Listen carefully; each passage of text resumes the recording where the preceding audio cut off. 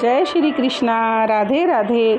श्रीमद् भगवत गीता के द्वितीय अध्याय का 17वां श्लोक। अविनाशी तु तत् विधीयेन सर्वम् इदं ततं विनाशम् अव्यस्य अस्य कश्चित् कुतरम् अर्हति।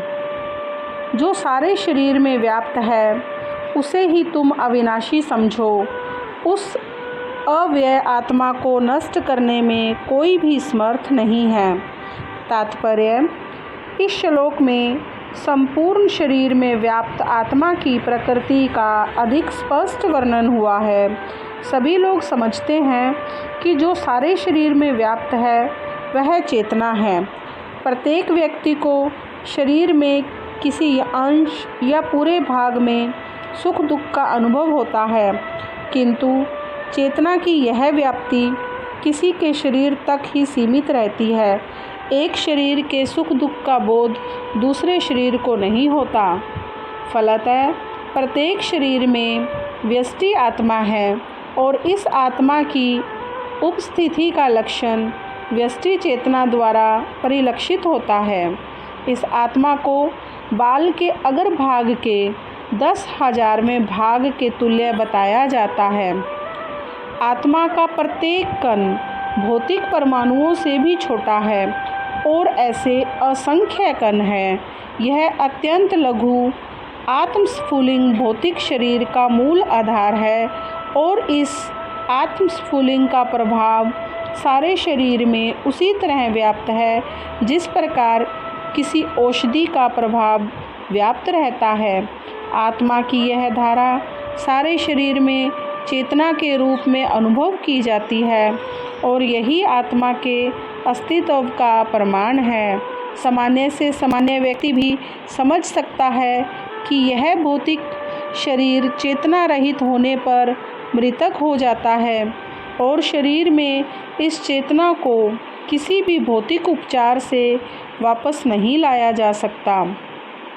आत्मा आकार में अणु तुल्य है जिसे पूर्ण बुद्धि के द्वारा जाना जा सकता है। यह अणु आत्मा 5 प्रकार के प्राणों में तैर रहा है। यह हृदय के भीतर स्थित है और देहधारी जीव के पूरे शरीर में अपने प्रभाव का विस्तार करता है। जब आत्मा को 5 वायुओं के कल्मश से शुद्ध कर लिया जाता है तो इसका आध्यात्मिक प्रभाव प्रकट होता है।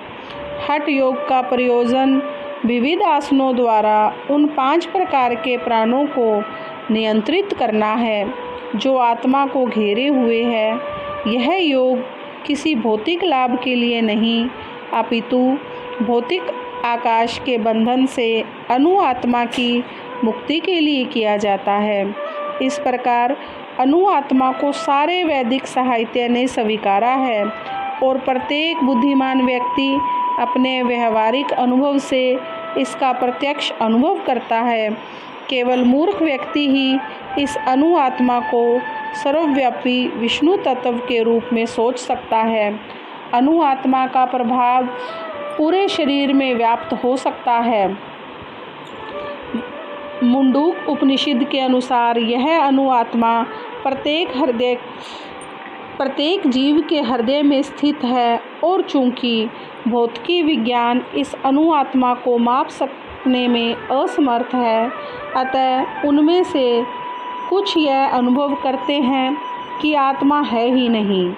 व्यष्टि आत्मा तो निस्संदेह परमात्मा के साथ साथ हृदय में है और इसीलिए शारीरिक गतियों की सारी शक्ति शरीर के इसी भाग से उद्भूत है। जो लाल रक्त कण फेफड़ों से ऑक्सीजन ले जाते हैं वे आत्मा से ही शक्ति प्राप्त करते हैं। अतः जब आत्मा इस स्थान से निकल जाती है तो रक्त उत्पादक संलयन बंद हो जाता है। औषधि विज्ञान लाल रक्त कणों की महत्ता को तो स्वीकार करता है, किंतु वह यह निश्चित नहीं कर पाता कि शक्ति का स्रोत आत्मा है। जो भी हो, औषधि विज्ञान यह स्वीकार करता है कि शरीर की सारी शक्ति का उद्गम स्थल हृदय है। पूर्ण आत्मा के ऐसे अणु-कणों की तुलना सूर्य प्रकाश के कणों से की जाती है। इस सूर्य प्रकाश में असंख्य तेजोमय अणु होते हैं। अतः चाहे कोई वैदिक ज्ञान का अनुगामी हो या आधुनिक विज्ञान का, वह शरीर में आत्मा के अस्तित्व को नकार नहीं सकता। भगवान ने स्वयं भगवद गीता में आत्मा के इस विज्ञान का विशद वर्णन किया है। जय श्री कृष्णा। राधे राधे। इस प्रकार श्रीमद् भगवद गीता के द्वितीय अध्याय का 17वां श्लोक विस्तार पूर्वक पूर्ण हुआ। जय श्री कृष्णा। राधे राधे।